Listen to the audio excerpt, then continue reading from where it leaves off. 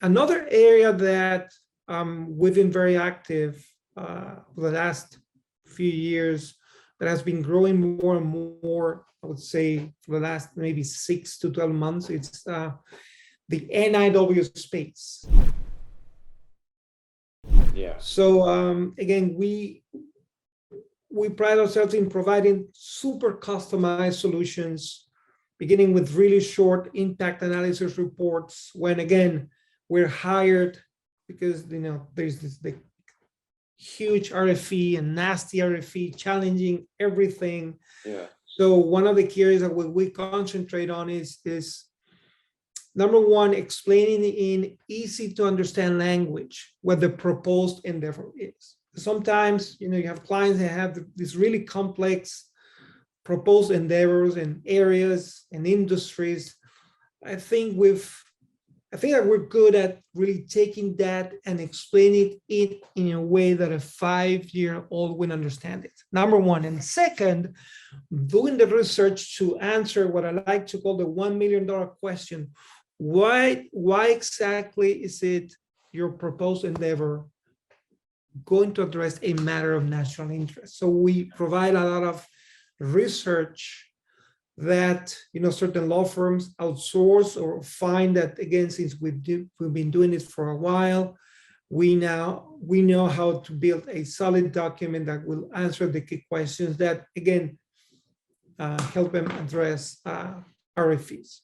Interesting. Yeah. So national interest waiver, one of the first starting point is like, how is this going to affect the national scope? Because sometimes people have certain jobs that may affect a city or a school or something, but how is it going to affect all of America? And you got to get past that first hurdle first before they even look at the rest.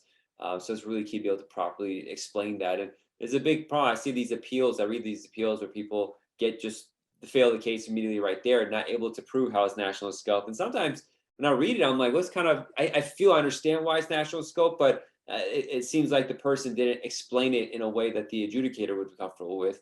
And that's its own thing. Exactly. Look, it's all about the audience, John. It's all about putting ourselves in the shoes of, okay, who's reading this?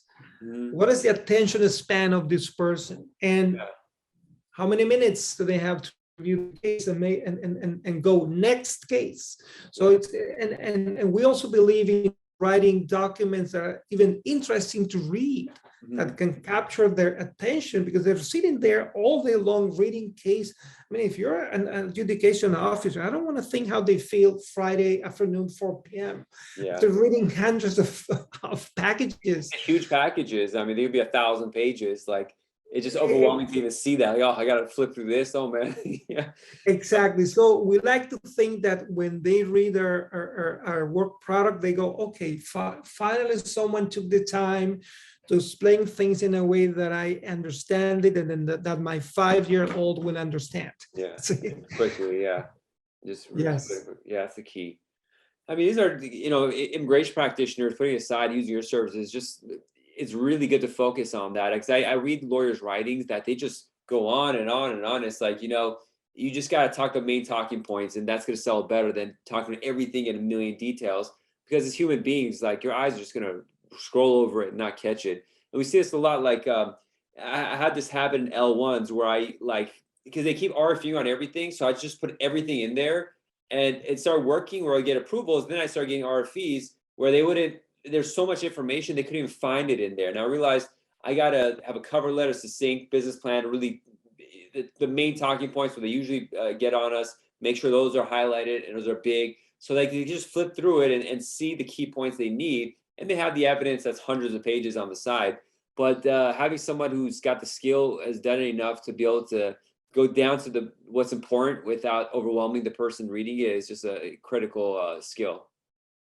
Yeah, I agree with you. I bring, my perspective from, more than 35 years of experience in the business world and finance, the elevator pitch. So if I have to be able to, in 30 seconds, clearly convey and articulate what exactly I'm going to be doing, and what is the value that I bring to the table, and what is the problem that I'm going to solve. 30 seconds. I mean, that makes a huge difference. Then yes, you can add 1,000 pages, but if you can convey that really quick, that in my perspective, makes a huge difference.